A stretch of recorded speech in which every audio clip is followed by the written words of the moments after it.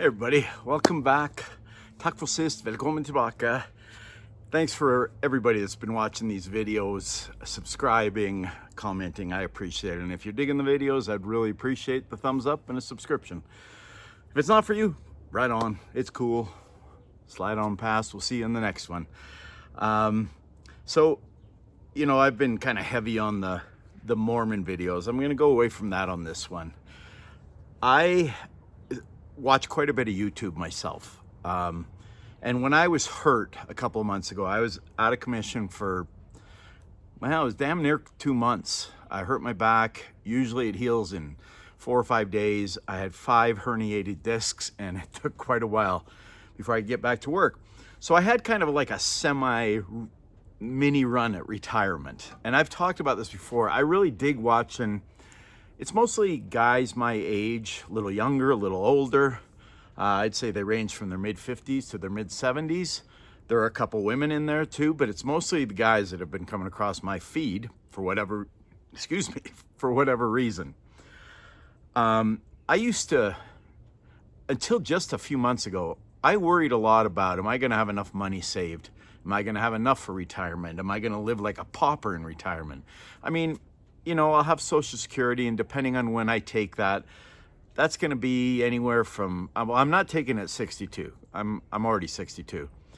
So maybe at 65, more likely 67. And I know there are pros and cons.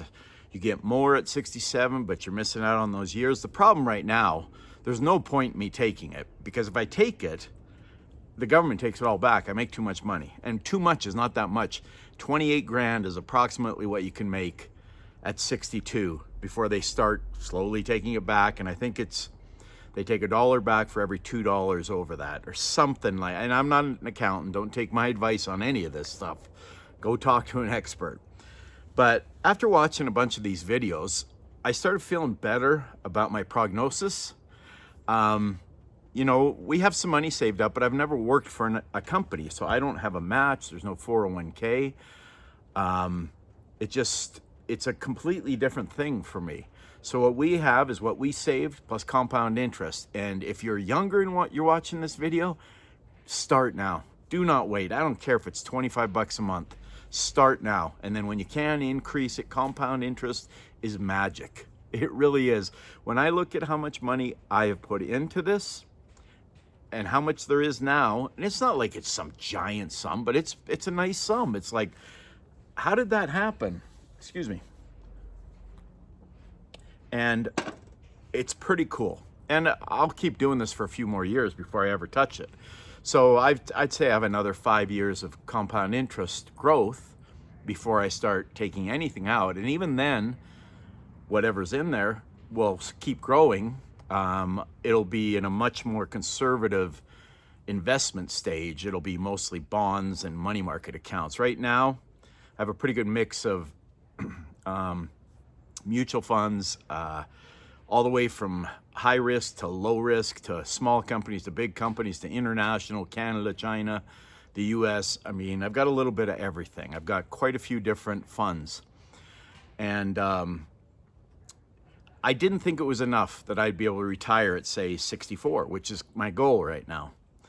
And when I say retire, I will keep doing something. I will probably, my wife and I have started doing side painting jobs here in Utah. And when I say side, I don't mean little tiny things. They're actually a couple of pretty big jobs. And it's been really cool. And we work well together. I know a lot of people can't. I tried working with my ex-wife. It didn't work very well. Of course, we were together 24 hours a day. I wasn't doing what I'm doing now. But it gave me a brand new perspective on retirement, but not just the financial side. I used to think, what am I going to do with myself all day? That's part of the reason I'll keep doing some sort of side hustle as long as I can. My dad is going to turn 84 in a few months. He still does stuff. If he had it his way, he'd still be flipping houses. My mom kind of put a kibosh on that, and I think he's finally retired, but he likes to be busy. He wants to be doing stuff. He goes out to his shop. He works on stuff. But when I was injured for 2 months, now granted, I didn't get to golf or hike or ride ATVs, which are my favorite things to do. Camping with my friends, going out with my wife for dinner, taking our kids and going somewhere, our grandkids, hanging out in the backyard. But I did get the experience of just kind of not doing much. And for, I'd say 5-6 weeks of that 2 months, I was pretty immobile. You know, I could walk out to the patio here from the back door down the steps and sit here and have my coffee. And if I sat relatively still, that didn't sound good, I was comfortable. I'd sit out here with my coffee for sometimes 2, 3, 4 hours. A lot of times my wife comes out and hangs out and we just sit and talk. We did it this morning for probably an hour and a half. We just sat there, small talked, you know, talked about our kids, our life, possible retirement. Are we going to keep this house forever? Are we going to move to a little bit smaller house, something we pay cash for? That's one thing I am very firm on. I do not want debts when I retire. I mean, you can't get away from property taxes. You can't get away from all the insurance. Medical bills get bigger and bigger the older you get. I want to try and find a supplemental plan too, because I don't really trust Medicare. But they're the things I think about. But when I started watching these other guys' videos, I did feel better. But as far as the what am I going to do thing, you know what? I really enjoy getting up in the morning, and I get up later when I'm home. When I'm on the road, I'm always up by 7, sometimes earlier than that. And I work basically sun up till sundown. So in the summer, it can be really long hours. I got to stop doing that. My body does not like 75-hour weeks anymore. So I'm trying to retrain myself back to like a 55-hour week. But yeah, I found that I quite enjoyed sitting out here. Now, if I could have sat out here for 2-3 hours, had my coffee, watched the birds, putter around in the yard, you know, I just mowed the lawn today. I really enjoy my yard. Let me show you a little bit of it here. You know, everything back here, and that's not all of it. I don't want to rotate all the way around, but everything back here, every single plant, every tree, I planted. When we moved here, there was some of the grass, and one tree that I tore out because it was in a really weird place. Everything else back here, I planted. So I really enjoy my little sanctuary. Freya, it's okay, puppy.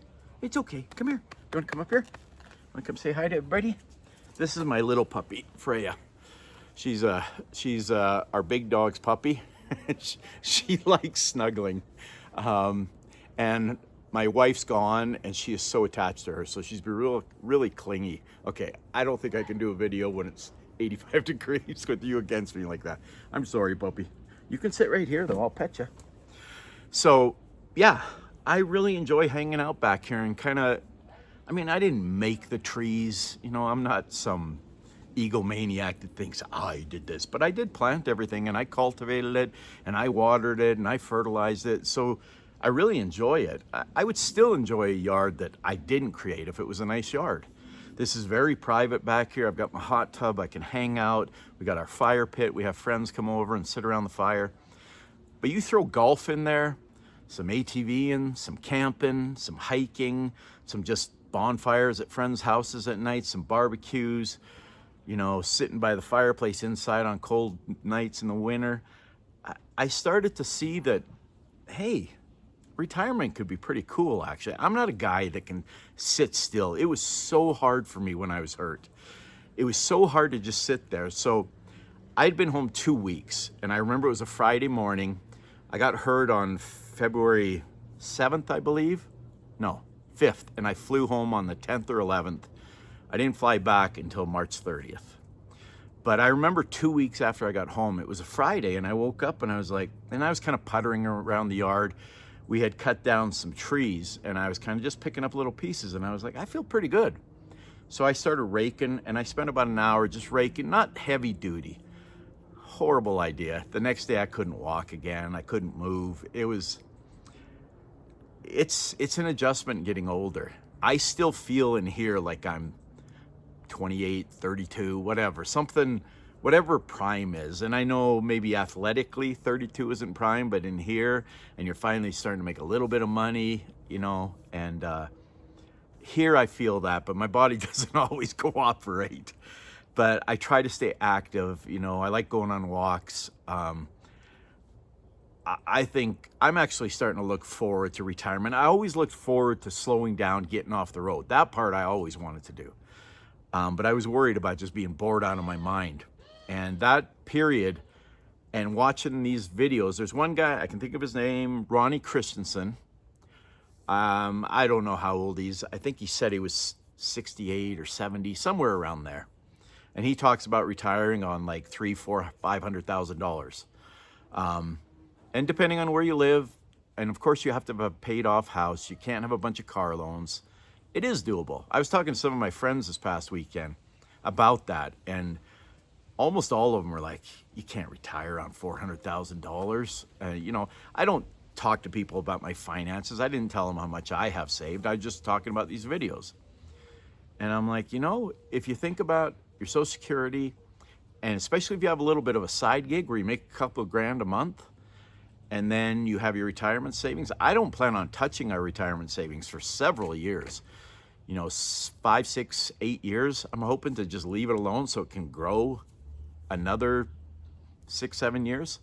It just, the whole thing is starting to come together for me, and it feels good. And to those of you, if any of you where I've watched your videos are watching this video, which is pretty unlikely, but if it's possible, thanks. You gave me kind of a new lease on life, on retirement life, that I was kind of worried and scared about. And I still want to keep saving. I still want to get more put away. I want to get everything paid off. We paid off our RV last week. That was a big, big expense. And it's so nice to have that done. I don't know how long we'll keep it, but it's paid for now. But, you know, I've got a truck payment. I've got my house payment. The house is getting close, and you know, I've said all along, my rule is I can't retire until the house is paid for. So the goal is 2 years. We'll see. But anyway, if any of you are in kind of that same situation, you're like, you know, I told this story before about a guy I ran into decades ago when I was in my probably late 20s, early 30s, who hadn't saved anything, and he was like 56, which seemed old to me. Now, that's quite a few years younger than I am now.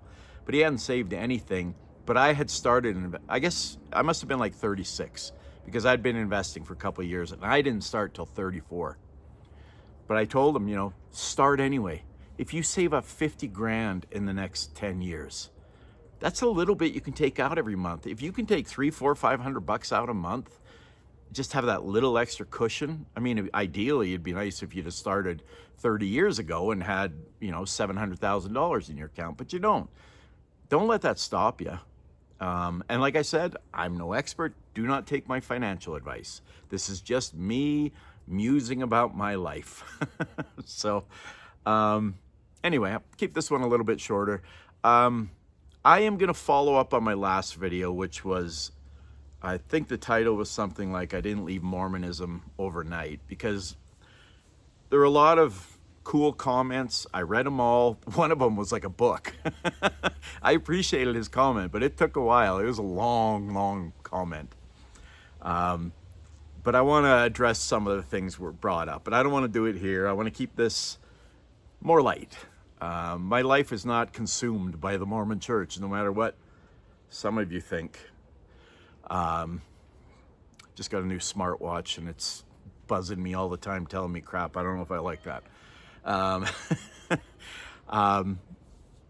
Yeah, I do like to keep things light. I do not sit and contemplate religion 24 hours a day. It's just something kind of fun to talk about. Anyway, I said I wouldn't get into that. So I hope you all have a beautiful day. If you got comments or even advice, I know one of my friends growing up is probably watching this video. He's an accountant. He's a lot smarter than me when it comes to this kind of stuff. You know, I feel like I have a pretty good grip on it. I've been doing this for, well, coming up on 30 years, and I do all my own investing. I pick my own mutual funds. I do my research. I am not looking for the home run. I'm not looking for, I mean, it'd be nice if there was a mutual fund out there that returned 25% a year for 35 years. I've never come across it. Might exist, but I don't trust stuff like that. Just to give you an idea, and I'll end it right after this. I would say between all my mutual funds combined, and I've got quite a few, like I said, they're spread across all kinds of different themes, international, not short, bonds, high yield bonds, money markets, aggressive, all over the place.